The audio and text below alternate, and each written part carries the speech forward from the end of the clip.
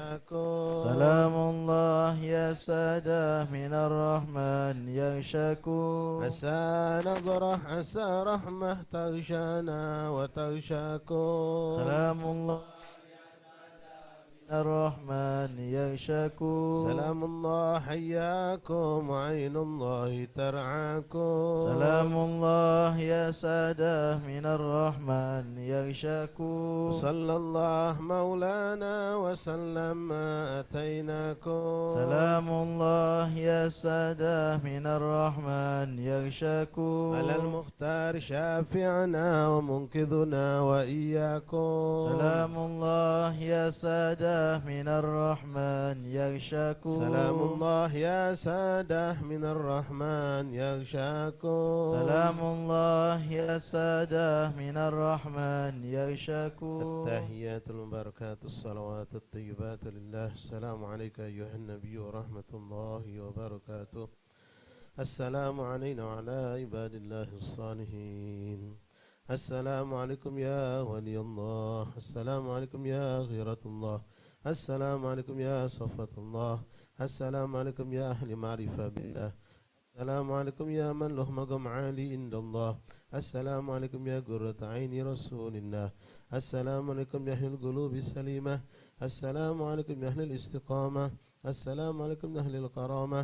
السلام عليكم يا ولي الله. السلام عليكم يا حبيبنا عقيل بن محمد بن عمر بن يحيى. السلام عليكم صلوات ربنا عليكم ورحمة ربنا عليكم ومغفرة ربنا عليكم ورضوان ربنا عليكم. السلام عليكم صلوات ربنا عليكم ورحمة ربنا عليكم ومغفرة ربنا عليكم ورضوان ربنا عليكم.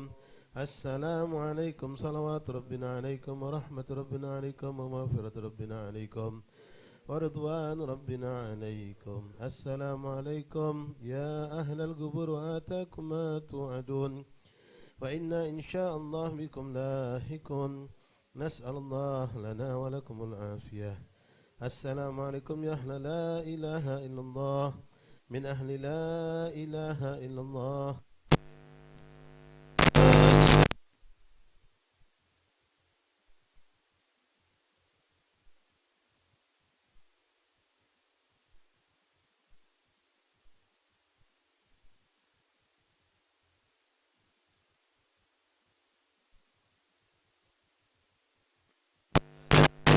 مذيتنا وأهل مجلسنا كلهم أجمعين من خواص أهل لا إله إلا الله.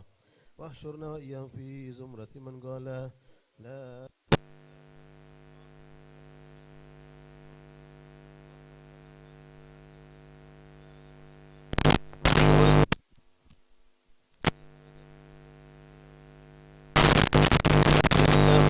روحا منك وسلاما منا. السلام عليكم إخواننا من المسلمين والمؤمنين. يرحم الله منكم المتقدمين المتأخرين. آنس الله وحشتكم ورحم غربتكم وكتب حسناتكم وتجاوز عن سيئاتكم واجمعنا وإياكم في مستقر رحمته. يا واسع المغفرة اغفر لنا ولهم. يا واسع المغفرة اغفر لنا ولهم. يا واسع المغفرة اغفر لنا ولهم. اللهم إنا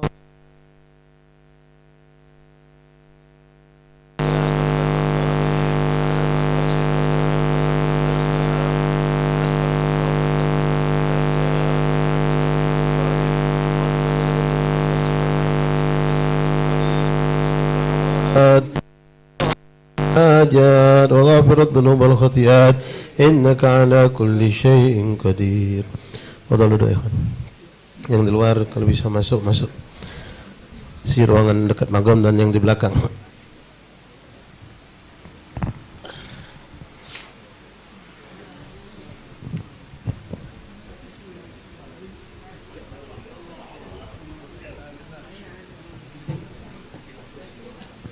الفاتحة إلى رسولنا شفينا قرة عين نسينا رسول الله محمد بن عبد الله صلى الله عليه وسلم وأهل بيته وأزواجه وذريته وأنصاره وأصحابه وأحبابه أجمعين ثم إلى روح كافة أولياء المقرب من مشارق الأرض إلى مغربها برها وبرها خصوصا سائرتنا من قبل أهل معلى والبقية أهل زنبا الفرد أجمعين وأهل حضرموت كلهم أجمعين خصوصا سيدنا مهاجر الله من حساب الله من حساب سيدنا العظم الفقيه المقدم محمد بن علي بعلوي وسيدنا عبد الرحمن السقاف الله جميع سائرتنا علي بعلوي كافة المعالم كتب النافية مصنف كتب النافية مشايخ الحضرة والأذكار والأوراد والأحزاب والزمان صلوات دعوات ونجات كلهم أجمع السوس اللي قرأنا كتبهم وأورادهم وأحزابهم وزماتهم صلواتهم دعواتهم ونجاتهم في معهدنا في مجالسنا في أيامنا في أوقاتنا في هذه الليلة خاصة الإمام عبد الله محمد سلمان الجزولي صاحب دار الخيرات وكافة أولياء المقربين أهل هذه البلدة أهل بالمبان دار السلام كلهم أجمعين خصوصا صاحب الأرض المقام الحبيب أنا عقيل بن محمد بن عمر بن يحيى وصاحب الهول الحبيب أحمد بن حسن الحبشي والحبيب عمر بن أحمد بن شهاب والحبيب علي بن سالم الدعيد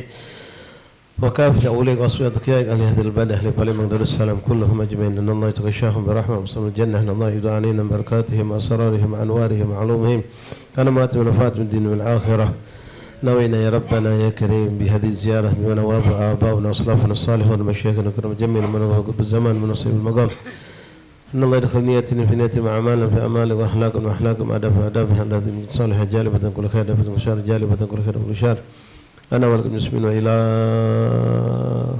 نية الخاصة أن الله يرحم ويحفظ ويغفر وينصر ويعين إخواننا المسلمين في فلسطين في اليمن في إيران في لبنان وفي بغداد اللهم أيدهم اللهم احفظهم اللهم ارحمهم الطف بهم ارفع عنا من كل شر الضير وذلك أدانا أعداءهم يا رب العالمين صالح جل خير وإلى حضرة النبي محمد صلى الله عليه وسلم سلام الفاتحة.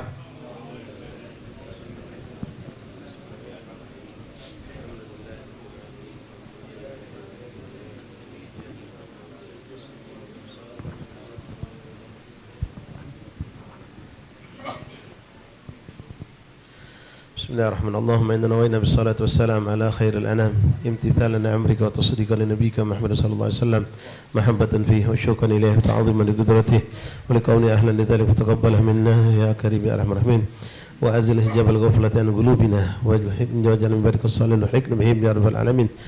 إن الله وملائكته يصلون على النبي يا أيها الذين آمنوا صلوا عليه سلموا تسليما.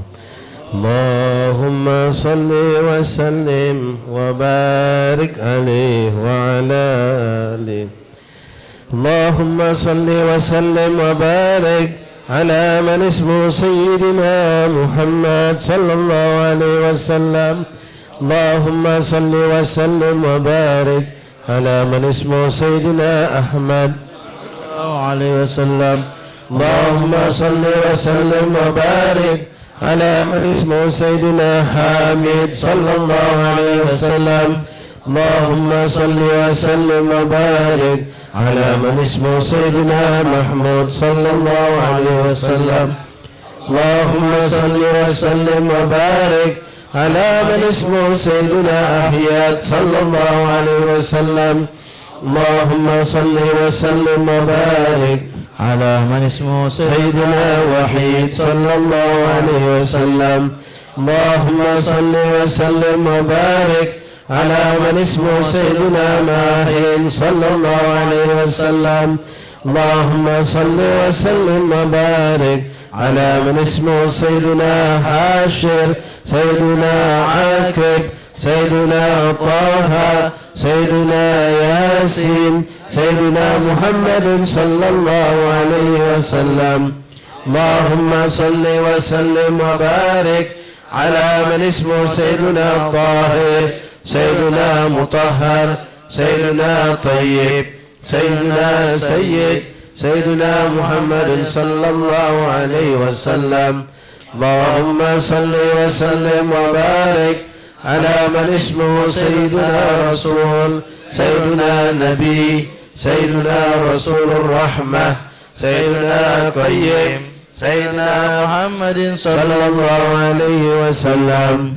اللهم صل وسلم وبارك على من اسمه سيدنا جامع سيدنا مكتفي سيدنا مكفي سيدنا رسول الملاهم سيدنا محمد صلى الله عليه وسلم. اللهم صل وسلم وبارك على من اسمه سيدنا رسول الراحة سيدنا كامل سيدنا إكليل سيدنا مدثر سيدنا محمد صلى الله عليه وسلم. اللهم صل وسلم وبارك على من اسمه سيدنا مزمل سيدنا عبد الله سيدنا حبيب الله سيدنا صفي الله سيدنا محمد صلى الله عليه وسلم. صل وسلم وبارك على من اسمه سيدنا نجي الله سيدنا كليم الله سيدنا خاتم الأنبياء سيدنا خاتم الرسل سيدنا محمد صلى الله عليه وسلم. اللهم صل وسلم وبارك على من اسمه سيدنا محيي سيدنا منجين سيدنا مذكر سيدنا ناصر سيدنا محمد صلى الله عليه وسلم. اللهم صل وسلم وبارك على من اسمه سيدنا منصور سيدنا نبي الرحمة سيدنا نبي التوبة سيدنا حريص عليكم سيدنا محمد صلى الله عليه وسلم. اللهم صل وسلم وبارك على من اسمه سيدنا معلوم سيدنا شهير سيدنا شاهد سيدنا شهيد سيدنا محمد صلى الله عليه وسلم. اللهم صل وسلم وبارك على من اسمه سيدنا مشهود سيدنا بشير سيدنا مبشر سيدنا نذير سيدنا محمد صلى الله عليه وسلم. اللهم صل وسلم وبارك على من اسمه سيدنا منذر سيدنا نور سيدنا سراج سيدنا مصباح سيدنا محمد صلى الله عليه وسلم. اللهم صل وسلم وبارك على من اسمه سيدنا هدى سيدنا مهدي سيدنا منير سيدنا داعٍ سيدنا محمد صلى الله عليه وسلم. اللهم صل وسلم وبارك على من اسمه سيدنا مدعو سيدنا مجيب سيدنا مجاب سيدنا حفي سيدنا محمد صلى الله عليه وسلم. اللهم صل وسلم وبارك على من اسمه سيدنا عفو سيدنا ولي سيدنا حق سيدنا قوي سيدنا محمد صلى الله عليه وسلم. اللهم صل وسلم وبارك على من اسمه سيدنا أمين سيدنا مأمون سيدنا كريم سيدنا مكرم سيدنا محمد صلى الله عليه وسلم. اللهم صل وسلم وبارك على من اسمه سيدنا مكين سيدنا متين سيدنا مبين سيدنا مؤمل سيدنا محمد صلى الله عليه وسلم. اللهم صل وسلم وبارك على من اسمه سيدنا وصول سيدنا ذو قوة سيدنا ذو حرمة سيدنا ذو مكانة سيدنا محمد صلى الله عليه وسلم. اللهم صل وسلم وبارك على من اسمه سيدنا ذو عز سيدنا ذو فضل سيدنا مطاع سيدنا مطيع سيدنا محمد صلى الله عليه وسلم. اللهم صل وسلم وبارك على من اسمه سيدنا قلم الصديقين سيدنا رحمة سيدنا بشرى سيدنا غوث سيدنا محمد صلى الله عليه وسلم. اللهم صل وسلم وبارك على من اسمه سيدنا غيث سيدنا غياث سيدنا نعمة الله سيدنا هدية الله سيدنا محمد صلى الله عليه وسلم. اللهم صل وسلم وبارك على من اسمه سيدنا عروة الوثقى سيدنا صراط الله سيدنا صراط مستقيم سيدنا ذكر الله سيدنا محمد صلى الله عليه وسلم. اللهم صل وسلم وبارك على من اسمه سيدنا سيف الله سيدنا حزب الله سيدنا نجم الثاقب سيدنا مصطفى سيدنا محمد صلى الله عليه وسلم اللهم صل وسلم وبارك على من اسمه سيدنا مجتبى سيدنا منتقى سيدنا أمي سيدنا مختار سيدنا محمد صلى الله عليه وسلم اللهم صل وسلم وبارك على من اسمه سيدنا أجير سيدنا جبار سيدنا أبو القاسم سيدنا أبو الطاهر سيدنا محمد صلى الله عليه وسلم اللهم صل وسلم وبارك على من اسمه سيدنا أبو الطيب سيدنا أبو إبراهيم سيدنا مشفع سيدنا شفيع سيدنا محمد صلى الله عليه وسلم اللهم صل وسلم وبارك على من اسمه سيدنا صالح سيدنا مصلح سيدنا مهيمن سيدنا صادق سيدنا محمد صلى الله عليه وسلم اللهم صل وسلم وبارك على من اسمه سيدنا مصدق سيدنا صدق سيدنا سيد المرسلين سيدنا إمام المتقين سيدنا محمد صلى الله عليه وسلم اللهم صل وسلم وبارك على من اسمه سيدنا قائد الحر المحجلين سيدنا خليل الرحمن سيدنا بر سيدنا مبر سيدنا محمد صلى الله عليه وسلم اللهم صل وسلم وبارك على من اسمه سيدنا وجيه سيدنا نصيح سيدنا ناصح سيدنا وكيل سيدنا محمد صلى الله عليه وسلم اللهم صل وسلم وبارك على من اسمه سيدنا متوكل سيدنا كفيل سيدنا شفيق سيدنا مقيم السنة سيدنا محمد صلى الله عليه وسلم اللهم صل وسلم وبارك على من اسمه سيدنا مقدس سيدنا روح القدس سيدنا روح الحق سيدنا روح القسط سيدنا محمد صلى الله عليه وسلم اللهم صل وسلم وبارك على من اسمه سيدنا كافي سيدنا مكتفي سيدنا بالغ سيدنا مبلغ سيدنا محمد صلى الله عليه وسلم اللهم صل وسلم وبارك على من اسمه سيدنا شافي سيدنا واصل سيدنا موصول سيدنا سابق سيدنا محمد صلى الله عليه وسلم اللهم صل وسلم وبارك على من اسمه سيدنا سائق سيدنا هادي سيدنا مهدي سيدنا مقدم سيدنا محمد صلى الله عليه وسلم اللهم صل وسلم وبارك على من اسمه سيدنا عزيز سيدنا فاضل سيدنا مفضل سيدنا فاتح سيدنا محمد صلى الله عليه وسلم اللهم صل وسلم وبارك على من اسمه سيدنا مفتاح سيدنا مفتاح الرحمة سيدنا مفتاح الجنة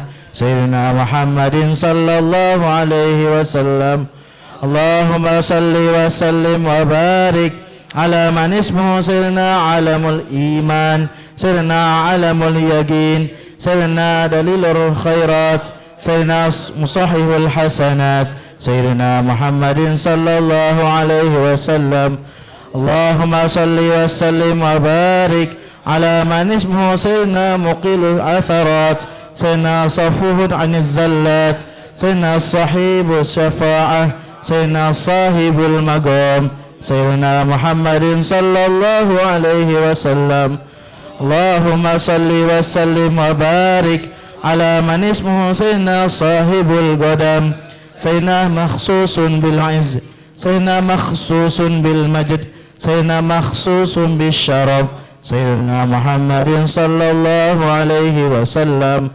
اللهم صل وسلم وبارك على من اسمه سيدنا صاحب الوسيلة سيدنا صاحب السيف سيدنا صاحب الفضيلة سيدنا صاحب الإزار سيدنا محمد صلى الله عليه وسلم اللهم صل وسلم وبارك على من اسمه سيدنا صاحب الحجة سيدنا صاحب السلطان سيدنا صاحب الرداء سيدنا صاحب الدرجة سيدنا محمد صلى الله عليه وسلم اللهم صل وسلم وبارك على من اسمه سيدنا صاحب التاج سيدنا صاحب المغفر سيدنا صاحب اللواء سيدنا صاحب المعراج سيدنا محمد هو عليه وسلم اللهم صل وسلم وبارك على من اسمه سيدنا صاحب القريب سيدنا صاحب البراق سيدنا صاحب الخاتم سيدنا صاحب العلامة سيدنا محمد صلى الله عليه وسلم اللهم صل وسلم وبارك على من اسمه سيدنا صاحب البرهان سيدنا صاحب البيان سيدنا فصيح اللسان سيدنا مطهر الجنان سيدنا محمد صلى الله عليه وسلم اللهم صل وسلم وبارك على من اسمه سيدنا رؤوف الرحيم سيدنا عضد الخير سيدنا صحيح الإسلام سيدنا سيد الكونين سيدنا محمد صلى الله عليه وسلم اللهم صل وسلم وبارك على من اسمه سيدنا عين النعيم سيدنا عين الغر سيدنا سعد الله سيدنا سعد الخلق سيدنا محمد صلى الله عليه وسلم اللهم صل وسلم وبارك على من اسمه سيدنا خطيب الأمم سيدنا علم الهدى سيدنا كاشف الكرب سيدنا رافع الرتب سيدنا محمد صلى الله عليه وسلم اللهم صل وسلم وبارك على من اسمه سيدنا عز العرب سيدنا صاحب الفرد صلى الله عليه وسلم اللهم يا رب بجاه نبيك المصطفى ورسولك المرتضى طهر قلوبنا من كل وصف يباعدنا عن مشاهدتك ومحبتك وأمتنا على سنة والجماعة والشوق إلى لقائك ولقائه يا ذا الجلال والإكرام وصلى الله على سيدنا محمد سيدنا مولانا محمد وعلى آله وصحبه وسلم تقبل الله منكم بسم الله الرحمن الرحيم قل هو الله أحد الله الصمد لم يلد ولم يولد ولم يكن له كفوا أحد بسم الله الرحمن الرحيم قل هو الله أحد الله الصمد لم يلد ولم يولد ولم يكن له كفوا أحد بسم الله الرحمن الرحيم قل هو الله أحد الله الصمد لم يلد ولم يولد ولم يكن له كفوا أحد بسم الله الرحمن الرحيم قل هو الله أحد الله الصمد لم يلد ولم يولد ولم يكن له كفوا أحد بسم الله الرحمن الرحيم قل هو الله أحد الله الصمد لم يلد ولم يولد ولم يكن له كفوا أحد بسم الله الرحمن الرحيم قل هو الله أحد الله الصمد لم يلد ولم يولد ولم يكن له كفوا أحد بسم الله الرحمن الرحيم قل هو الله أحد الله الصمد لم يلد ولم يولد ولم يكن له كفوا أحد بسم الله الرحمن الرحيم قل هو الله أحد الله الصمد لم يلد ولم يولد ولم يكن له كفوا أحد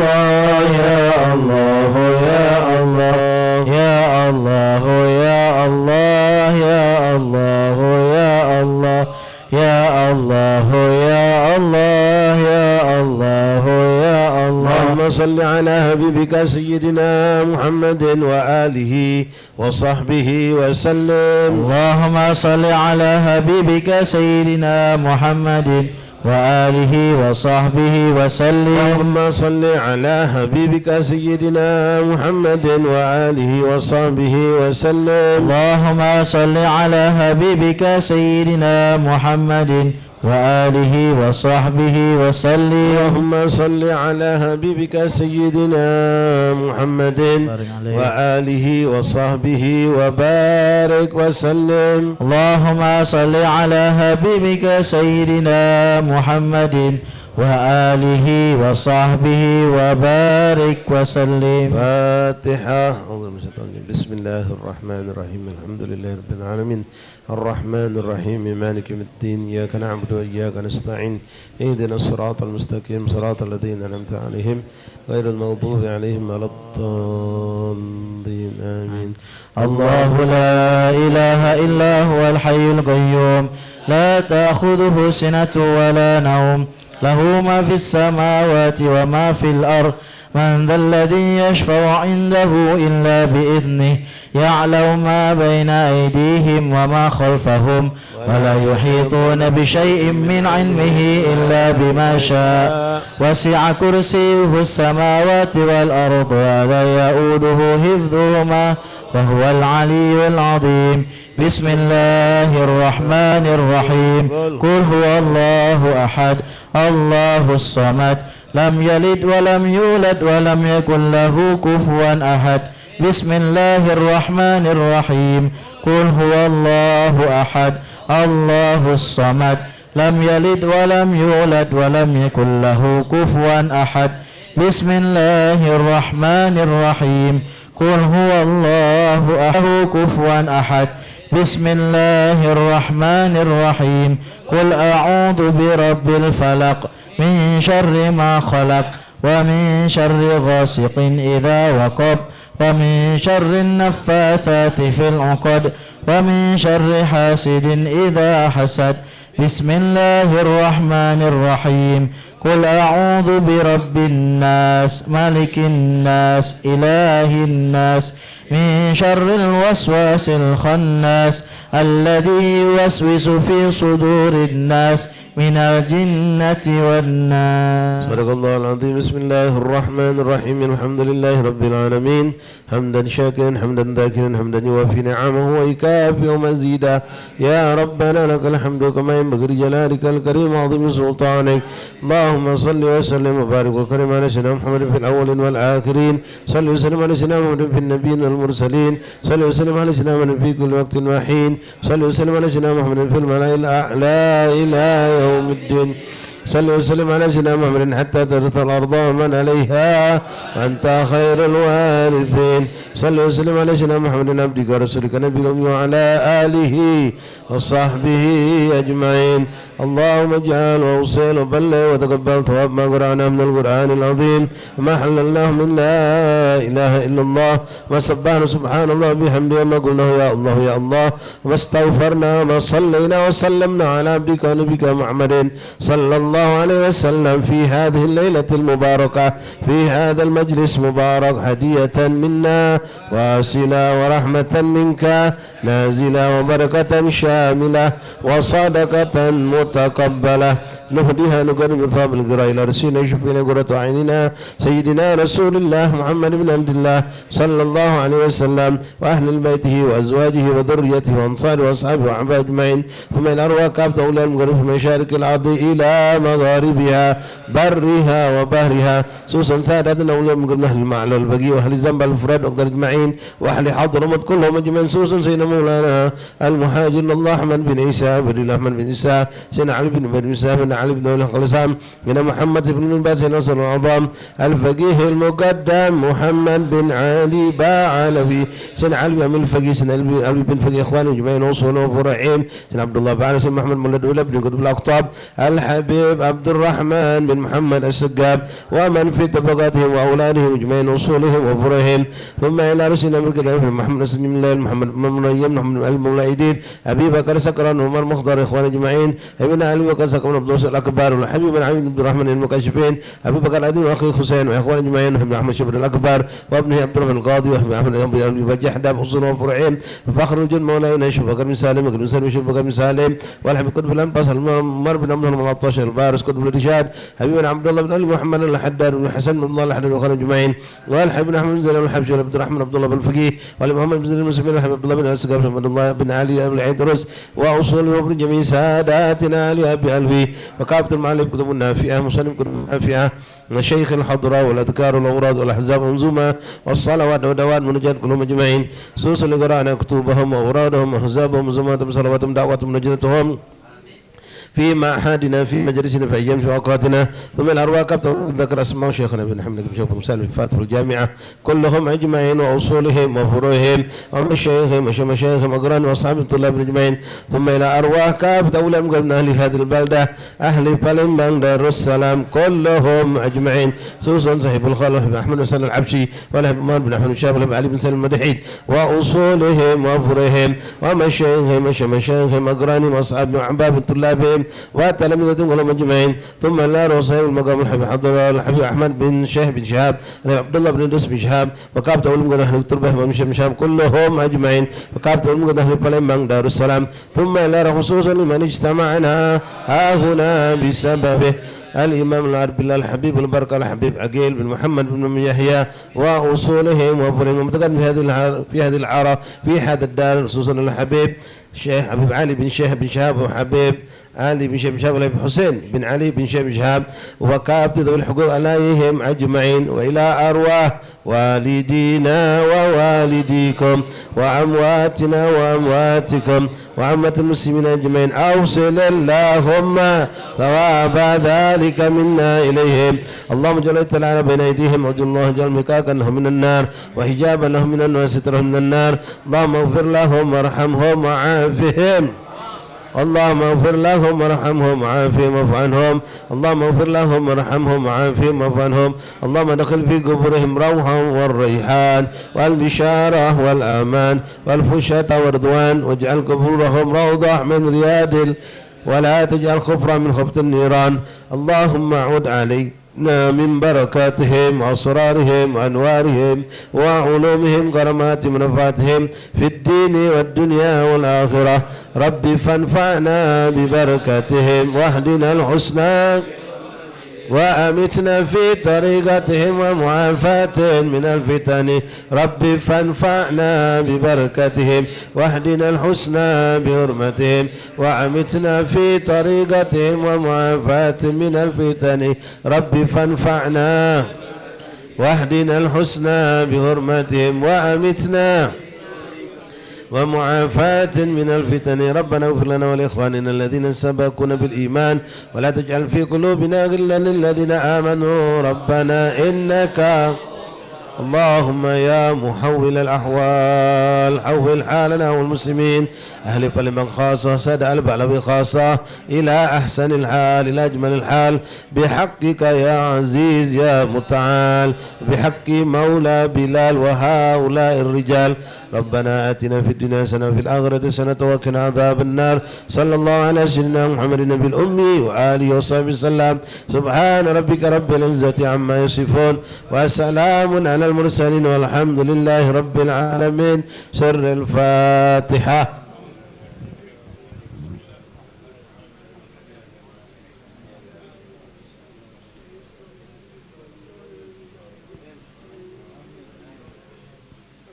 منا إنك برحمتك يا أرحم الراحمين وصلى الله وسلم الحمد لله رب العالمين.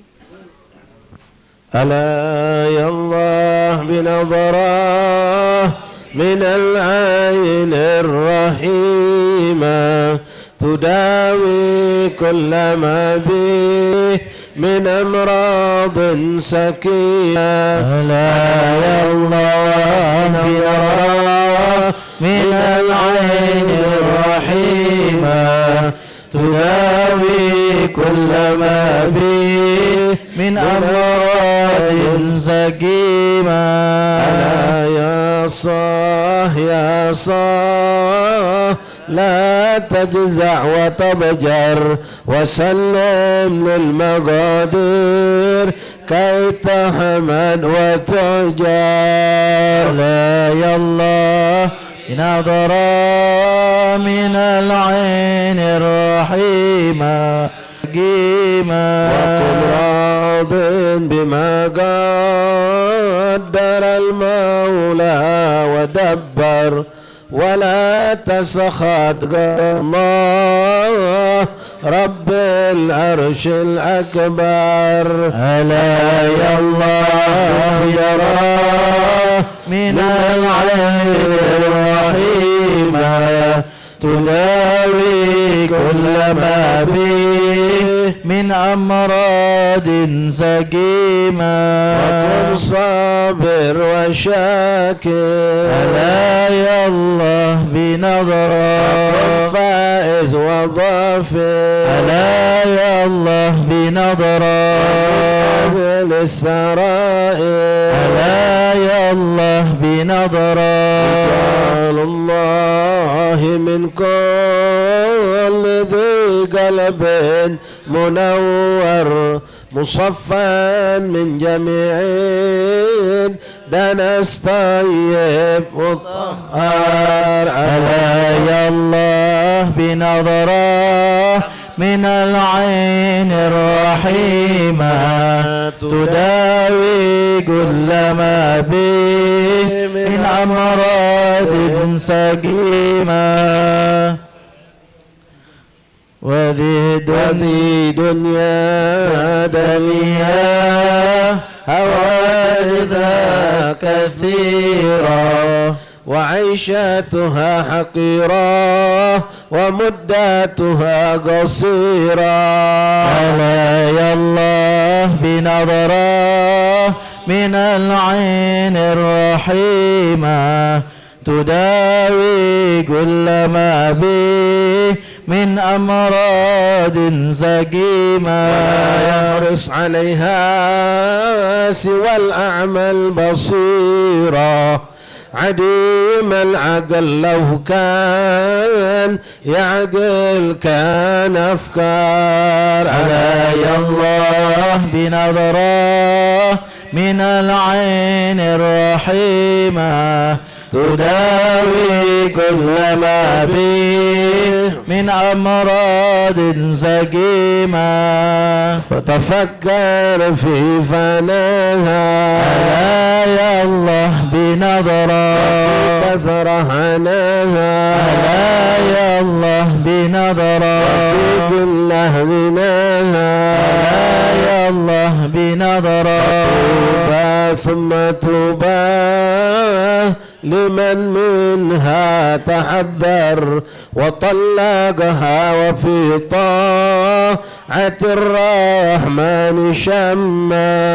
ألا يا الله بنظرة من العين الرحيمة تداوي كل ما به من أمراض سقيمة.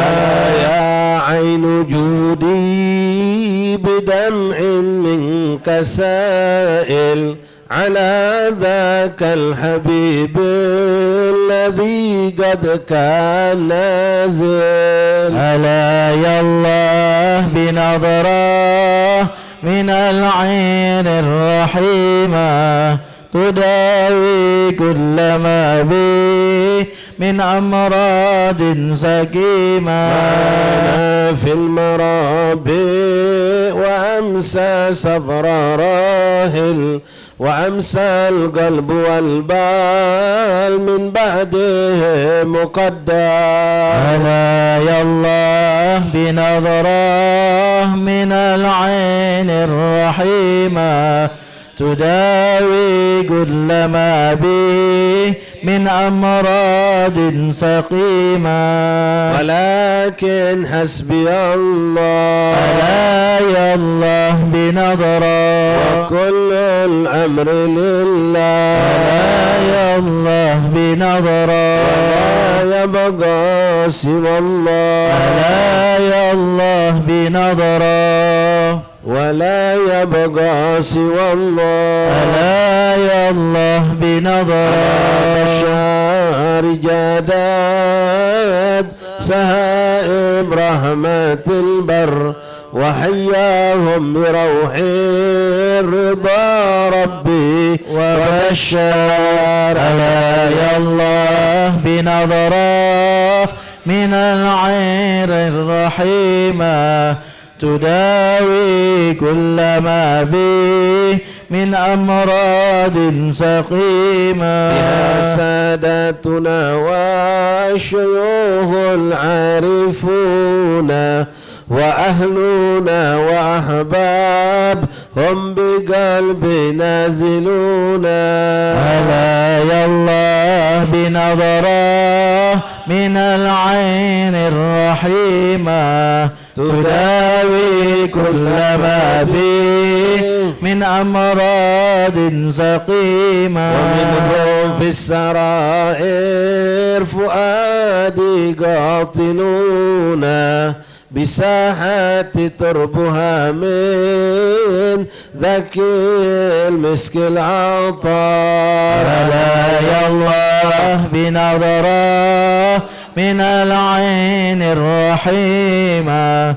تداوي كل ما به من أمراض سقيمة منازل خير سادا ألا يا الله بنظرة كل الناس قادا ألا يا الله بنظرة محبتهم سعادة سعادة ألا يا الله بنظرة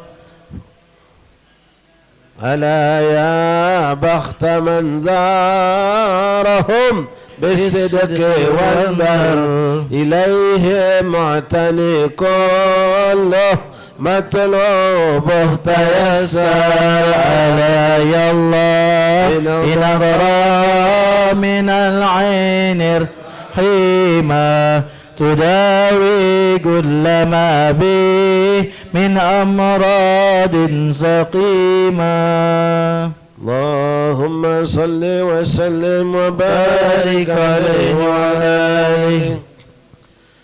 بسم الله الرحمن الرحيم.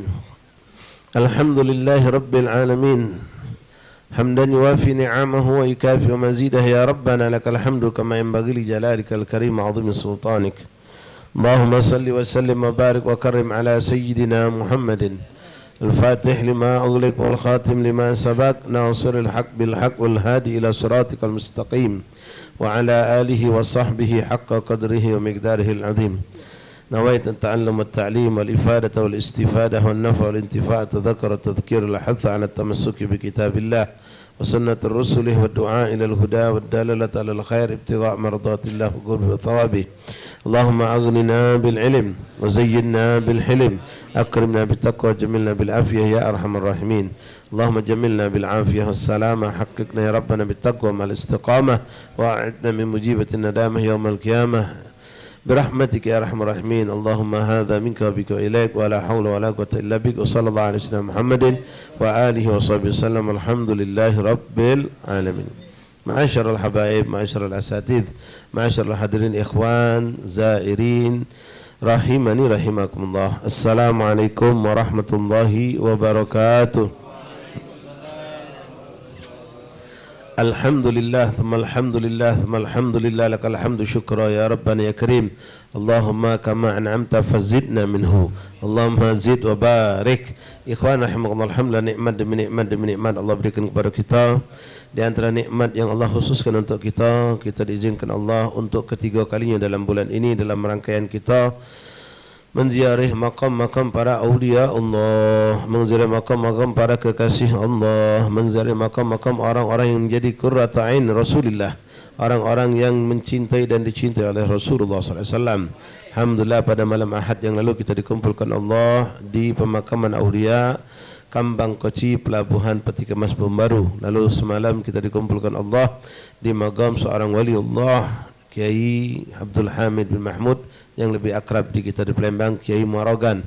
Dan hari ini Alhamdulillah malam ini kita diizinkan Allah, diberkahi Allah, dimuliakan Allah, berziarah ke magam seorang waliullah min kibar salihin, Habibullah Al-Habibul Barakah Agil bin Muhammad bin Umar bin Yahya, atau lebih dikenal dengan sebutan panggilan Datuk Agil.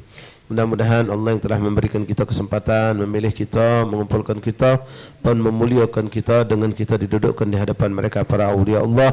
Dan mudah-mudahan insyaAllah berkumpulnya kita yang saat ini dalam keadaan nyata hidup dengan mereka yang sudah termakamkan di makam-makam mereka kelak menjadi sebab ya Rabb berkumpulnya kita semua bersama mereka di alam barzah, di yaumil qiyamah, dan di syurganya Allah Subhanahu wa taala, yang mana kita yakini perkumpulan kita dengan mereka akan membawa kita berkumpul dengan baginda Rasulullah sallallahu alaihi wasallam. Kita ni ngentol insya-Allah. Kita ngentol. Kita tak pacak dekat langsung, tapi kita bisa terbawa. Sebagaimana mungkin sering dialami oleh beberapa ikhwan yang suka khidmah sama guru, sama ustaz, sama habaib. Begitu dia jalan sama habib, sama ustaz, sama kiai dalam satu acara undangan, kiai masuk ke dalam, dia melok masuk ke dalam. Ya, ngawak ke tas kah, ngawak kenapakah, padahal dia bukan ustaz, bukan kiai, bukan habib, tapi itulah kemuliaan yang nampak. Kadang-kadang tercetuklah jubur lemak yang duduk dekat habib ni, makan lemak, tempat mulia. Itu di dunia sudah kita rasakan ikhwan. Kedekatan dengan ulama, dengan orang saleh, dengan orang-orang yang mulia, orang yang baik. Maka kita pun mendapatkan itu. Dan banyak ini kita rasakan, alhamdulillah. Orang pun memandang kita ketika tahu, oh ini budak majlis. Beda pandangan mereka dengan kita. Padahal kita cuma budak majlis, bukan yang ngajar di majlis. Suatu yang Allah tampakkan, berkumpul dengan orang baik itu falah. Ya, berkumpul dengan orang yang muflih, orang yang beruntung, maka akan menjadikan kita juga beruntung. Begitupun terhadap mereka para awliya Allah yang telah wafat. Hakikatnya mereka ini tidak wafat ikhwan.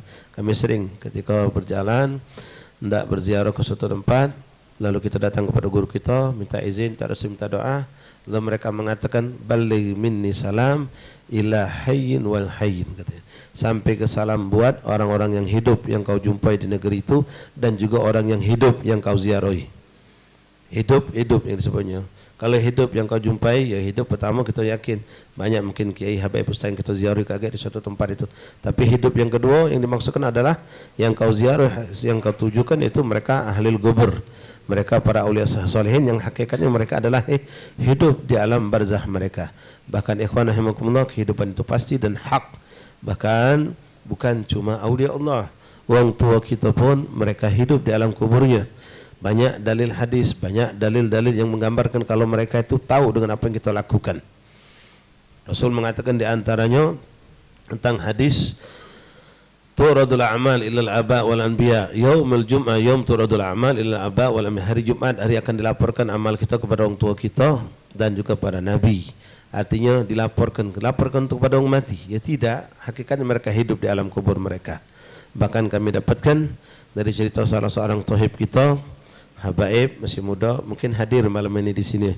Dia tu rajin ziarah ke magam Habib Ahmad bin Syekh bin Syahab, karena umi abahnya ada di situ. Umi abahnya sudah wafat, jadi dia ziarah tiap Jumat. Suatu saat dia ada kesibukan sampai 2 Jumat dak ziarah. Dapat mimpi ketemu ibunya. Sibuk apa kau tak mengunjungi kami? Ujiumiknya, sibuk apa kau sampai tak mengunjungi kami? Subhanallah. Mereka tahu kalau kita mengunjungi mereka. Begitupun para awliya Allah, orang-orang tua gitu yang kami tahu, maaf orang tua mereka ya secara zahirnya wong biasa, abahnya dulu pedagang, uminya rumah tangga. Tapi apa yang kita gawekan mereka tahu. Maka di sini usi binafsi ya kubitaqwallah, nasihat kami untuk kita semua ikhwan yang mudah-mudahan terutama, jadikanlah hadis ini membuat kita untuk mengekang diri dari bermaksiat kepada Allah, menahan diri dari berbuat kezaliman terhadap orang lain ataupun terhadap diri sendiri, dan menjadikanlah motivasi kita untuk melakukan banyak ketaatan, kebaikan-kebaikan, karena apa yang kita gawekan akan sampai kepada mereka yang telah wafat. Sampai Rasulullah itu ikhwan mengatakan, ala fala tu'dhu mautakum, kata Nabi, jangan kamu sakiti yang meninggal itu. Jangan kamu sakiti wong yang sudah meninggal itu. Ngapa? Dengan cerita tentang kabar kita yang berbuat dosa, berbuat maksiat, berbuat kesalahan, nyampe. Macam apa kita yang masih hidup kalau tu kabar kita melakukan suatu kejahatan, kesalahan, nyampe ke dia, nangis mereka, sedih dia. Ya, kita ada di mana sampai kabar itu kepada mereka. Atau kita ada di mana, di pasar mungkin. Ada wong lapor ke sama kita. Ya, kita pedagang, nipu di pasar. Wong tu marah, ngamuk sampai datang ke rumah kita. Marah sama abah gitu, anak kau ni penipu, aku pelanjur di budi kenyo. Misal, abah gitu gaginya, ebo gitu gaginya oleh biu itu. Ngaso tertipu oleh kita yang berdagang curang misal. Nangis abah gitu, bu kita. Nah ini mungkin pacak kita tutupi ikhwan. Kejahatan kita ini bisa kita tutupi. Mungkin orang tua kita tidak tahu ketika mereka itu masih hidup. Inti berbuat salah, berbuat dosa yang tidak ada orang tahu. Ya.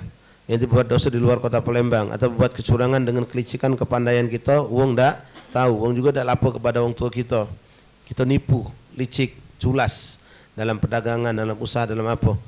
Kalau wong tua kita masih hidup, mereka boleh jadi tidak nyampe, tetapi kalau wong tua kita sudah wafat, pasti sampai.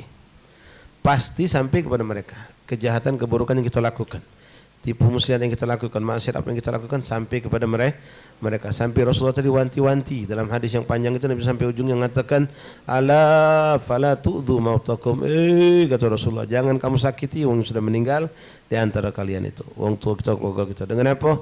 Dengan itu tadi, ya, dengan kita lalai kepada Allah, terlalu menggebu-gebu ngejar dunia, bermaksiat, berbuat zalim, itu akan sampai, tapi akan menjadi suatu kegembiraan, ketenangan, kenyamanan, dan menjadi hadiah yang besar buat mereka ketika yang sampai kepada mereka adalah kabar-kabar baik. Kabar kita malam ini duduk di majlis berzikir, duduk di makam aulia, kita sering baca doa birrul walidain, kita ngomong Allahumma ballighhum ma yasurruhum wa la tuballighhum ma yasu'hum. Ya Allah, sampaikanlah kepada mereka yang telah wafat, orang tua kita, abah kita, umi kita, kakek nenek kita, apa-apa yang menggembirakan hati mereka di alam kubur. Jangan kau sampaikan apa yang membuat mereka bersedih, ya Allah. Ya, kita meminta kepada Allah seperti itu. Ikhwan, ingat, kama tadinu tudahan, birru abakum tabarkum abnakum. Seperti wong yang galak minjemi bakal dipinjami, wong galak butang bakal diutangi juga. Kama tadinu tudahan, wong yang galak meminjamkan, menolong, dia akan ditolong. Nah, Rasul mengatakan tadi, berbaktilah kamu kepada orang tua kamu, niscaya anak-anak kamu akan berbakti kepada kamu. Kalau na'udzubillah min dzalik, semua na'udzubillah min dzalik, waktu abah ibu kita masih hidup, kita belum sempat membahagiakan mereka, belum menyenangkan hati mereka. Setelah mereka wafat, tambah kita siksa lagi dengan gawe kita tidak benar. Alangkah durhakanya kita. Tunggu ikhwani, tunggu sebelum yaumil kiamah diadab di neraka Allah. Kita semasa hidup akan diadab Allah dengan tingkah lakuan yang lebih seram dari kita dulu. Kita masuk kubur bakal lebih tersiksa lagi dengan tingkah lakuan yang kita tinggalkan di muka bumi Allah, lebih seram, lebih buruk daripada pernah apa yang pernah kita lakukan semasa untuk kita meninggal dunia dengan perbuatan dosa dan kesalahan. Mari mumpung kita masih hidup ikhwan, panjang umur dan afiah, berbaktilah kita kepada orang tua kita, berbuatlah kebijakan kepada orang tua, berbuatlah, jadikanlah motivasi kita untuk memperbanyak taat, untuk mengembirakan hati mereka. Kalau pacak, bangunkan istana untuk mereka di kubur dengan kita mencari rezeki yang banyak, yang luas. Infakkan, sedekahkan, jariah untuk orang tua kita. Nabi mengatakan, kalau yang seperti itu kau niatkan untuk orang tua kau jariah, maka orang tua kau dapat pahala jariah, kau pun mendapatkannya, kata Rasulullah sallallahu alaihi wasallam. Ma'asyiral ahbab rahimani rahimakumullah, sedikit kita mengambil keberkahan, kembali melanjutkan pembacaan kitab Khasais Ummatil Muhammadiyah, khususnya keunggulan, kemuliaan, kelebihan umat Rasulullah SAW. Siapa itu umat Rasulullah? Kita yang dibicarakan di sini, ikhwan. Kita adalah umat Rasulullah. Mudah-mudahan sampai wafat tidak pernah bergeser, kita tetap menjadi umat Rasulullah sehingga dibangkitkan bersama umat Rasulullah, bersama baginda Rasulullah SAW. Al-Imam Al-Habib Al-Barakah Muhammad bin Awi bin Abbas Al-Maliki, guru daripada guru-guru kita semua, dalam kitab ini menjelaskan tentang bermacam-macam fadail, kemuliaan, keagungan umat Rasulullah. Ala kulli hal, alhamdulillah di musim haji kita masuk dalam bab haji. Bukan sengaja tapi memang sudah ketepatan yang Allah takdirkan indah dan berkah. Kemarin sebulan yang lalu kita bacakan tentang haji, dan kemarin majlis-majlis sebelumnya kita bacakan, dan masih di bab haji. Keberuntungan orang yang berhaji. Sampai kita kepada fawaid yang ke-11, hadi asyar. Bismillahirrahmanirrahim. Alhamdulillah rabbil alamin.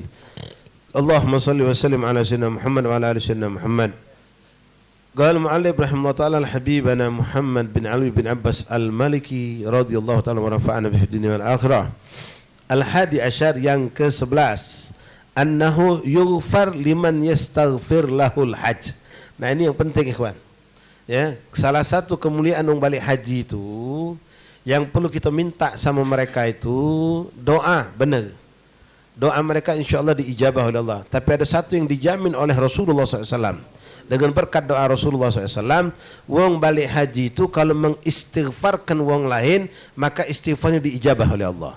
Maka mintalah kita agar mereka memintakan ampun untuk kita. Nah kadang-kadang minta maaf, ada wong balik haji ini, ketika kita minta doa, dia tidak masukkan masalah istighfar ini. Cuma doa-doa umum baik. Ya Alhamdulillah, doa itu memang kita harapkan mustajab. Tapi di antara yang kita harapkan adalah maghfirah dari Allah. Kenapa Rasulullah SAW mengatakan Allahumma maghfir lil hajj wa liman istaghfara lahul hajj. Ya Allah ampunkanlah dosa wong-wong yang pergi haji dan orang yang dimintakan ampunan oleh mereka yang berhaji. Ini penting. Jadi kalau balik haji itu sebenarnya ikhwan kesempatan yang sangat luar biasa. Tak nunggu orang datang minta, setiap pagi wihid ke Allah maghfir umat Rasulullah Muhammad, Allah maghfir wali walidina, Allah maghfir Allah marham, Allah maghfir Allah marham. Terus doakan. Tak nunggu orang datang. Ketika orang datang, nah doakan dengan itu juga. Allah maghfir lana walil muslimina ma qaddamna ma akharna ma asrarna. Doakan sebanyak-banyak sepacat-pacatnya. Kenapa? Doa anda wahai orang yang berhaji pasti diijabah oleh Allah. Istighfar anda diterima oleh Allah. Kenapa? Telah mendapatkan doa dari baginda Rasulullah. Dan doa Rasulullah mustahil tertolak. Nabi yang mendoakan. Mereka yang haji dapat Allah maghfiril hajj. Ya Allah ampunilah wong-wong yang berhaji. Nah ini menjadikan motivasi kita pengen pergi haji. Pengen dapat ampunan dosa yang sudah dapat jaminan dari doanya Rasulullah. Lalu Rasulullah begitu rahmah menjadikan doa mereka yang berhaji itu buat kita istighfar, buat kita mendapatkan juga waliman istaghfara lahul hajj. Dan orang-orang yang dimintakan ampunan dosanya oleh orang yang berhaji. Jadi kita datang ke ngayong pergi haji itu bukan cuma minta banyu Zam-Zam. Ya malam ini jazakumullah khair jazaa Habibana Abdullah bin Ali Al-Bar. Ya, yang sudah kemarin bulan lalu kita kumpul, aku beliau pergi haji dengan keluarganya. Alhamdulillah beliau sudah balik lagi selamat dan haji beliau haji mabrur. Haji beliau haji mabrur, haji makbul, begitu istri pun dan semua saudara kita, teman kita yang semua banyak nitip doa mudah-mudahan mereka balik kalau selamat. Wong-wong tua, guru-guru kita, kawan-kawan kita semua balik selamat insyaallah, yang sudah nyampe atau yang belum nyampe, dan mereka jadi haji yang mabrur, haji yang makbul insyaallah. Haji mabrur, saya masykur, tijarolan tabur. Jadi sekarang namanya Haji Dola. Haji Abdullah. Kalau ngundang buat undangan besok pakai hau juga. Kalau tak pakai ha tak pergi beliau. Aduh macam itu. Tak pakai ha siapa ni? Bukan aku je dia. Akulah haji. Masya Allah. Ala kulli hal. Memang di masyarakat kita haji itu ada nilai khusus. Memang perlu dihargai, dimuliakan. Cuma yang jadi haji ini harus mawas diri. Jangan sampai sudah bertitel haji gawe masih cak sebelum haji itulah. Masih ngaco dedek, masih ngucak dunia berlebihan. Sampai orang mengatakan tak mabrur haji orang itu ngapo, masih cak itulah dia. Caklah. Jangan, insyaallah ada perubahan, dan perubahan itu memang karena Allah wa Rasul. Jangan tak pernah kelanggar, tak pernah ke masjid, balik haji laju nak kelanggar ke masjid ngapo, tak lemak ke dia Allah iwong. Madai balik haji masih tak ke masjid. Balik haji masih tak kelanggar, balik haji masih tak ke majlis. Nah sudah, berarti karena Allah anuang. Balik cerita yang maghrib tadi, innamal a'malu bin tak dapat apa-apa. Kita tetap berbuat baik, tunjukkan kalau kita memang balik haji dapat keberkahan. Nah di sini Rasulullah mengatakan dalam hadis Abi Hurairah radhiyallahu an, qala Rasulullah SAW, Allahumma ighfir lil hajj wa liman istaghfara lahul hajj. Maka ini kesempatan luar biasa untuk balik haji, termasuk Habibana Abdullah, banyak kawan kita, ada Habib Ibrahim yang sudah balik, kemudian kemarin ada juga Arman yang dekat sini, Dr. Zain keluarga sudah balik. Ini yang sudah balik duluan, yang bakal balik dalam lagi banyak lagi. Yang paling kesempatan ini akan cepat wong tua kita. Allah maghfir wali walidina, Allah maghfir warham walidina, banyak karena mustajab doa. Tanpa haji pun sebenarnya doa kita untuk wong tua kita mustajab. Ditambah lagi balik dari haji ini. Doakan guru kita, doakan saudara kita, doakan semua umat Rasulullah SAW. agar mendapatkan ampunan dan kasih sayang Allah Subhanahu wa ta'ala. Tak repot, Allahumma ufir lil muslimin wal muslimat, Allahumma arham. Jadilah ada selepas di situ minta ampun, minta maaf kepada Allah Subhanahu wa ta'ala. Wa an Mujahid qala Umar radhiyallahu an yughfar lil hajj wa liman istaghfarahu al hajj bagiyat dzil hijjah wal muharram was safar wa ashra min syahr rabiul awal. Subhanallah. Nah, dapat bocorkan kita. Para haji hati-hati jaga. Dapat kabar dari Sayyidina Umar. Waduh lah beda, sempat masuk. Dapat kabar dari Sayyidina Umar bin Khattab. Ikhwan rahimakumullah. Apa kata Sayyidina Umar? An Mujahid qal. Riwayat ini sampai lewat Mujahid seorang tabi'in. Sanad hadisnya. An Umar radhiyallahu an. Sayyidina Umar dapat ini pasti dapat dari Rasulullah. Tak kada sahabat itu macam-macam ikhwan. Tak kada sahabat Nabi itu macam-macam muat-muat hukum tidak mungkin. Pasti mereka dapat dari Rasulullah. Nah, sekarang kita dengar. Apa kata Sayyidina Umar? Yughfar lil hajj wa liman istaghfar lahul hajj. Diampunkan dosa bagi orang yang berhaji dan diampunkan dosa bagi orang-orang yang dimintakan ampunan oleh orang yang berhaji bagi Dzul Hijjah sepanjang bulan Dzul Hijjah. Bukan sampai situ. Wal muharram was safar wa ashra min syahr rabi. Sallu ala nabi. Dzul Hijjah, Muharram, Safar wa ashra min, artinya 3 bulan penuh. Dzul Hijjah 10-nya lewat sudah. Haji dia dikatakan haji pas selesai haji kan 10-13. Sisa bulan haji. Sepanjang sisa bulan haji sini masih nih mustajab doa habibana. Semua orang yang berhaji. Maaf ikhwan, jangan nyengok casing mereka ketika belum berangkat haji. Ini kawanan usah semakan seteduh. Ngaco tuh lah gawe dia dulu tuh. Ya, jangan pandang itu, dia sudah dapat kedudukan mulia. Ingat ikhwan, sudah kita sampaikan, orang yang berhaji, yang sampai di padang Arafah, duduk di hari Arafah, minta tak minta, Allah ampunkan dosa mereka. Bahkan dijamin Rasulullah, keluar dari padang Arafah, dosa mereka bersih, bagaikan bayi yang keluar dari perut ibunya. Bayi tak punya dosa. Siapa yang ragu dengan ucapan Rasulullah, maka fasik orangnya itu dianggap. Na'udzubillah. Artinya kita harus dipaksa untuk mempercayai itu, meyakin itu. Karena datang dari Rasulullah. Makanya hitungan duit tidak seberapa ikhwan. Kalau kita tahu apa yang Allah berikan, Allah sediakan untuk orang yang berhaji. Tapi haji yang benar. Ya, kalau ongkos haji dari duit haram tidak masuk kategori ini. Ya, bukan haji, haju dia. Ya, tidak dapat.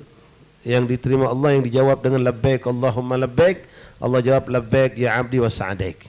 Siapa tahu orang yang punya niat salihah, biaya haji dari duit halal, bukan duit syubhat, apalagi duit haram. Memang tujuannya niat lillahi ta'ala, mengharap ridha Allah, menjalankan perintah Allah, pengen dekat sama Allah, pengen dekat dengan Rasulullah, pengen menjalankan kewajiban syariat Islam yang ke-5, pengen ziarah kepada Rasulullah, pengen dekat sama Rasulullah, pengen ucap salam dan salawat langsung di hadapan Rasulullah, pengen memandang Ka'bah, pengen sholat di hadapan Ka'bah, dan seterusnya dengan niat-niat para salihin. Itu niatnya, bukan untuk bangga-banggaan, ya, bukan untuk dimuliakan balik haji, disujuti wong, panggil Pak Haji, ada mik nganggo dinjuk ke dia, mimpin doa.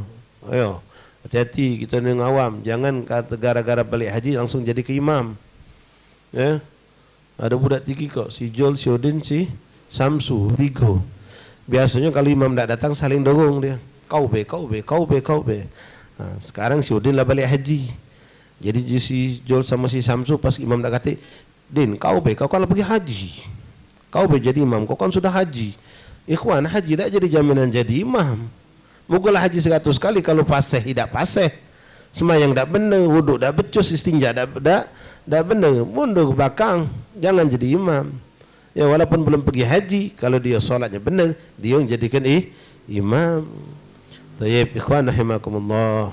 Nah, jadi luar biasa. Istighfar orang yang berhaji itu bukan hanya saat mereka waktu pergi haji atau balik haji, masih hangat uji kita belum 40 lagi. Bukan 40 lagi ikhwan, dari hadis ini 3 bulan mereka dapat kemuliaan itu lebih. Kita kan mumpung belum 40 lagi, masih hangat ini. Masih hangat dia dari padang pasir panas. Ya. Masih hangat belum 40 lagi, minta doa, ya. Ternyata dapat kabar dari Rasulullah. Ini Sayyidina Umar menyampaikan, dan Sayyidina Umar tidak akan pernah siapapun sahabat Nabi menjelaskan hal-hal yang seperti ini kecuali sumbernya pasti dari Rasulullah. Apa kata beliau? Yughfar lil hajj, diampunkan terus menerus oleh Allah orang yang berhaji, walau manistaghfirlahul hajj, dan orang yang dimintakan istighfar, dimintakan ampunan bagi orang yang berhaji tadi. Mudah-mudahan kita terus diistighfarkan oleh ikhwan kita ini. Bagiyatul Dzulhijjah, sisa dari bulan Dzulhijjah. Sampailah selesai Dzulhijjah. Wal Muharram, sebulan. Was Safar, 2 bulan. Wa asyar min syahril Rabiul Awal, 10 hari di bulan Rabiul Awal. Kalau kita hitung haji itu, ya dari tanggal 13 mereka sudah jadi haji. Bahkan tanggal 12 sudah bisa jadi orang haji. Artinya 3 bulan penuh. Doa mereka, istighfar mereka diterima oleh Allah Subhanahu wa taala. Maka kami wasiat pada siapapun yang berhaji dan tolong sampai kepada mereka, sering-seringlah istighfarkan kita semua. Allahumma ighfir lil muslimin wal muslimat, Allahumma ighfir lil muslimin wal muslimat. Terus kami dapat, kalau kita semua dapat semuanya. Ya. Allahumma ighfir ummat sayyidina Muhammad, Allahumma ummat sayyidina Muhammad. Doa untuk umat Nabi Muhammad sallallahu alaihi wasallam. Tayyib. Walidzalika kana Ibnu Umar yaqul idza laqaitul hajj fasallim alaihi wa safihhu wa murruhu ay yastaghfir laka qabla an yadkhula al-baitah. Oleh karena itu kata Ibn Umar, Sayyidina Abdullah bin Umar berkata, idza laqaitul hajj, kalau aku berjumpa dengan orang yang balik haji, fasallim alaihi, aku ucapkan salam, wa safihhu, lalu aku bersalaman dengan mereka. Wa murruhu, dan aku minta kepada mereka untuk mengistighfarkan aku sebelum mereka masuk ke rumah mereka. Jadi ngembek kesempatan ini ketemu haji minta istighfar. Kita ni kadang-kadang ngecik kuang, sedalam tak sama dia. Kira aku ni tahu kalau tu dia. Aku tahu kalau tu dia. Dia sudah jadi tamu Allah, dia sudah dimuliakan Allah, dia sudah diampunkan Allah. Pacak baik aku pergi haji. Buktinya kau belum pergi haji. Dia sudah dipilih Allah pergi haji. Walaupun duit banyak ikhwan, kalau Allah tak milih kita, tak panggil kita, tak bakal. Tak punya duit, kalau Allah milih kita panggil Allah, pasti kita bisa pergi. La mani'a lima a'taita wa la mu'tiya lima mana'ta wa la radda lima. Tidak ada yang bisa menahan pemberian Allah, tidak ada yang bisa mendatangkan apa yang tidak Allah berikan. Tidak ada mampu kita untuk merubah ghadabnya Allah, dan tugas kita adalah berusaha sambil berdoa. Ada si kok nenek, kami saksikan ikhwan, ibu ini masya Allah pengen pergi haji, tapi belum pergi haji. Kita doa mudah-mudahan beliau pergi haji. Setiap habis sholat, entah nyuntuh dari mana, wallahualam. Entah ustaz mana ngajari dia. Habis dia sholat duha, sholat witir apa, setelah berdoa dia langsung labbaik Allahumma labbaik labbaik la syarika lak labbaik. Jadi ditanamkannya terus rindu itu setiap sholat. Ya, mudah-mudahan Allah panjangkan beliau sehat afiat, bisa haji tahun depan insya Allah. Orang tua kita semua juga disampaikan Allah untuk berhaji insya Allah, dan kita semua juga berhaji insya Allah. Tayyib ikhwan rahimakumullah, fakanu yuhibbuna an yadkhulu fi hadhihi al-khususiyah, dan mereka para sahabat Nabi itu mengambil khususiyah ini, sengaja berhaji untuk mendapatkan poin ini, sengaja mencari orang yang pulang haji untuk mendapatkan poin yang khususiyah ini yang Allah berikan. Wallahu a'lam. Ats-tsani asyar, yang ke 12 daripada fadail kemuliaan orang yang berhaji. Annal hajj yubahillah bihil malaikah, orang yang berhaji itu dibanggakan Allah di hadapan para malaikat. Dibanggakan Allah di hadapan para malaikat. An Abi Hurairah radhiyallahu an marfu'an, inna Allah yubahi bi ahli al-arafat ahlas sama. Sesungguhnya Allah membanggakan mereka yang ada di hari Arafah, di padang Arafah itu, kepada ahli sama. Siapa ahli sama? Malaikat Allah. Isyhadu ya malaikati, saksikan kamu wahai malaikatku, hamba-hambaku sekarang berkumpul di padang Arafah, yunaji, memanggil, meminta, merengek-rengek kepada Allah Subhanahu wa taala, dan Allah banggakan mereka di hadapan para malaikat. Ats-tsalits asyar annal hajj min ahlil jannah insyaallah. Sesungguhnya orang berhaji itu bisa jadi mereka akan menjadi penghuni surganya Allah Subhanahu wa taala. Karena Rasul mengatakan haji mabrur laisa lahul jaza illal jannah. Tapi haji yang mana? Haji yang mabrur. Syarat mabrur itu ada ilmunya. Haji itu belajar ikhlas, kemudian tadi nafkah untuk haji itu dari rizki yang halal, yang berkah, bukan yang syubhat, apalagi dari yang haram. Niatnya lulus karena Allah, kemudian dia beribadah dengan ilmu, tahu apa yang boleh, apa yang tidak boleh dilakukan. Bukan seperti ada orang yang balik haji dengan bangga sudah titel haji, kemana-mana masya Allah, pakai gamis, pakai rida, semayang ke masjid, lalu sejadah, nggak sejadah, Ya, tunjukkan haji tadi. Balik berkelakar, oh alhamdulillah kami haji tahun ini walaupun sago tegawe galo. Cuma siko dah sempat. Ke Padang Arafah kami dah sempat. Cuma siko dah sempat. Kami gawe galo cuma siko dah sempat. Ke Padang Arafah. Itu karena bodoh tadi. Kalau ngerti dia nyesel, dia nangis ngapa? Kalau tidak ke Padang Arafah tidak haji namanya. Wallahu alam bissawab. Masyaallah warahmatullah. Insyaallah kita doakan semua saudara kita, teman kita dan semua umat Rasulullah yang berhaji tahun ini, Allah jadikan haji mereka haji mabrur, sa'i masykur, tijarah lan tabur, pulang kepada keluarga mereka dengan sehat wal afiah, membawa keberkahan untuk kita, untuk mereka, untuk keluarga mereka, dan kita pun disusulkan Allah untuk bisa berhaji, berumrah dan menziarah Nabi Muhammad SAW dan menjadi tamunya Allah dan tamunya Rasulullah SAW insyaallah. Amin ya rabbal alamin. Ikhwan rahimakumullah, kembali kami sampaikan jatuh besok malam insyaallah kita akan berkumpul lagi dalam majlis zikir ziarah maghrib, kumpul di Masjid Haddad, pembacaan zikir Asmaul Husna, Mudhariyah dan lain-lain sampai salat isya. Setelah isya kita ziarah ke pemakaman aulia seberang ulu. Tak sempat ngembek 2 season, embek 1 season jatuh yang antum sempat insyaallah taala. Kemudian insyaallah Sabtu kita akan hadir hall Imam Al-Arbillah Ahmad bin Hasan Al-Habsyi radhiyallahu an di 12 Ulu lorong BBC. Di pagi hari ada ziarah ke makam beliau setelah pembacaan burdah di rumah beliau di pagi hari jam 6:30 burdah. Selesai burdah ziarah ke magam. Nanti balik magam istirahat sebentar jam 9:30 atau jam 10 baru dimulai acara haul. Ada agak nikah 1 pengantin di situ. Kemudian sorenya kita akan hadir juga insyaallah haul Al-Arif Bilal Habib Ali bin Salim Madhid. Habib Ali bin Salim Al-Madhid. Nah, yang di ujung ini nah, mungkin ada yang tak tahu Habib Ali bin Salim Al-Madhid yang kacamata Ba'dal Asar. Kalau Habib Ahmad bin Hasan Al-Habsyi sezaman dengan Habib Agil, sezaman dengan Kiai Morogan, tak katik fotonya. Ya, tapi insyaallah cinta kita ada di hati. Setelah hall Habib Ali bin Salim Madhid di Kenduruan Tojulu Ba'dal Asar, kita akan besok hari Ahadnya menghadiri pula hall Al-Arif Bilal Habib Umar bin Ahmad bin Syahab yang pojok sana. Jadi pojok sini sampai pojok sana. Pacak ngatu pula. Ya, dikawal.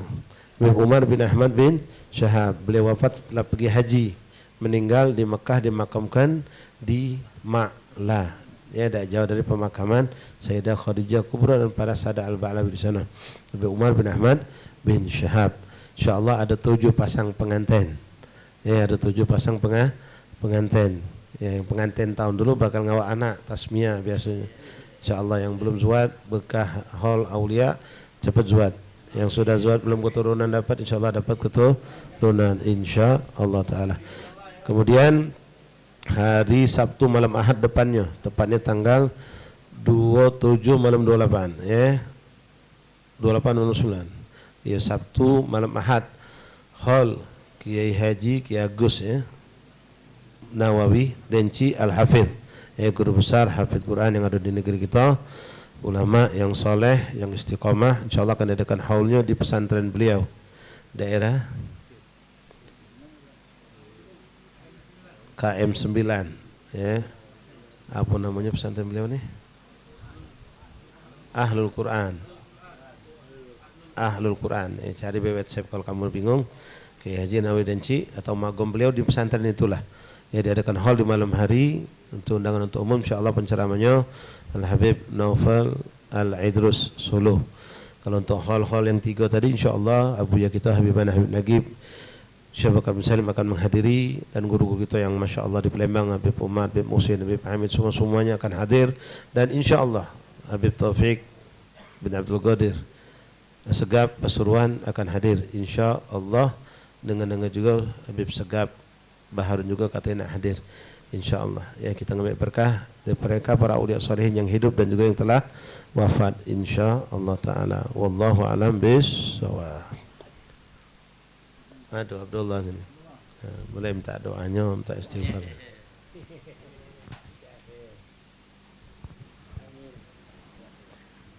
Al-Fatihah ila hadratin Nabi Sayyidina wa Habibina wa Syafi'ina Sayyidina Rasulullah sallallahu alaihi wasallam. Al-Fatihah. Auzubillahi minasyaitonir rajim. Bismillahirrahmanirrahim. Alhamdulillahirabbil alamin arrahmanirrahim maliki yaumiddin iyyaka na'budu wa iyyaka nasta'in ihdinas siratal mustaqim siratal ladzina an'amta 'alaihim ghairil maghdubi 'alaihim waladdallin. Amin. A'udzubillahi minasyaitonir rajim. Bismillahirrahmanirrahim. Alhamdulillahirabbil alamin wassalatu wassalamu ala asrofil anbiya'i wal mursalin wa ala alihi wa sahbihi ajmain. Allahumma shalli ala sayyidina Muhammadin wa ala alihi sayyidina Muhammad. Allahumma salamatan fid din wal afiyatan fil jasadi wa ziyadatan fil ilmi wa barakatan fil rizqi wa taubatan qabla al maut wa rahmatan indal maut wa maghfiratan ba'dal maut. Allahumma hawwin alaina fi sakaratil maut wan najata minan nar wal afwa indal hisab. Allahumma innaka afuwun tuhibbul afwa fa'fu anna. Allahumma innaka afuwun tuhibbul afwa fa'fu anna. Allahumma innaka afuwun tuhibbul afwa fa'fu anna ya karim. Allahumma inna nas'aluka ridhaka wal jannah wa na'udzubika min sakhatika wan nar. Allahumma inna nas'aluka ridhaka wal jannah wa na'udzubika min sakhatika wan nar. Allahumma inna nas'aluka ridhaka wal jannah wa na'udzubika min sakhatika wan nar. Rabbana atina fid dunya hasanah wa fil akhirati hasanah wa qina azaban nar. Allahumma ighfir ummat sayyidina Muhammad. Allahumma arham ummat sayyidina Muhammad. Allahumma jibur ummat sayyidina Muhammad. Allahumma astur ummat sayyidina Muhammad. Allahumma farij ummat sayyidina Muhammad. Allahumma ighfir ummat sayyidina Muhammad. Allahumma arham ummat sayyidina Muhammad. Allahumma jibur ummat sayyidina Muhammad. Allahumma astur ummat sayyidina Muhammad. Allahumma farij ummat sayyidina Muhammad. Allahumma ighfir ummat sayyidina Muhammad. Allahumma arham ummat sayyidina Muhammad. Allahumma jibur ummat sayyidina Muhammad. Allahumma farij ummat sayyidina Muhammad. Subhana rabbika rabbil izzati amma yasifun wa salamun alal mursalin walhamdulillahi rabbil alamin.